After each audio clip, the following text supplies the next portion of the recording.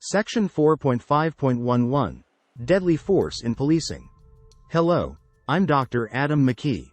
Today we're exploring the complex issue of police use of deadly force, the legal standards that govern it, and the societal impact it has had, especially in light of recent high-profile incidents.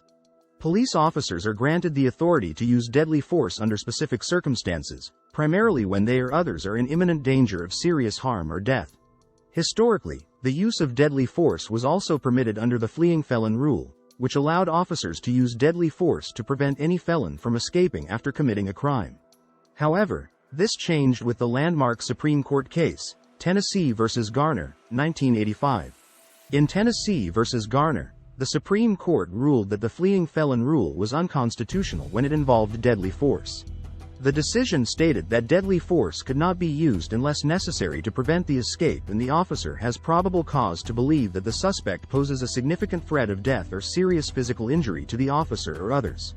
This case redefined the legal landscape, emphasizing that the use of deadly force must be both reasonable and proportional to the threat encountered. The current standard requires that the use of deadly force by police be reasonable under the circumstances as perceived by an objectively reasonable officer.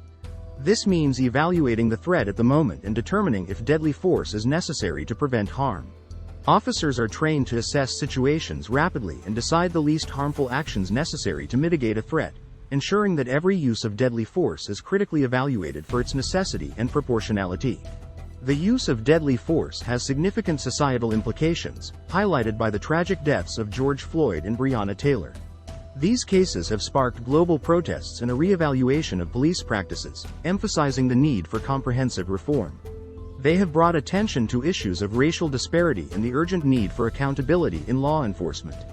The public outcry following these incidents has led to calls for systemic change, including the Defund the Police movement, which advocates for reallocating funds from police departments to community-based services that address social issues more effectively. In response, some cities and states have begun implementing reforms, such as revising use of force policies, enhancing community oversight, and promoting transparency and accountability within their police forces. Despite these efforts, reforming police practices is a complex challenge. It involves not only changing policies but also transforming the underlying culture within police departments. Training programs, recruitment practices, and community engagement strategies must all be re-evaluated to build a system that genuinely upholds justice and equality. The use of deadly force is one of the most severe powers granted to police officers, and it carries with it an immense responsibility to the public. Ensuring it is used justly and judiciously is essential for maintaining public trust and the integrity of the justice system. As we move forward, it is crucial that we continue to engage in discussions and actions that aim to balance effective law enforcement with the protection of civil liberties. Thank you for joining me as we examined the critical issues surrounding police use of deadly force. If you found this discussion informative, please like, subscribe, and share your thoughts in the comments below. How can we ensure that reforms are effective and sustainable?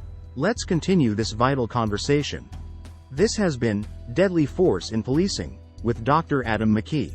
Stay informed and proactive as we explore more about how law enforcement and community dynamics evolve in our society.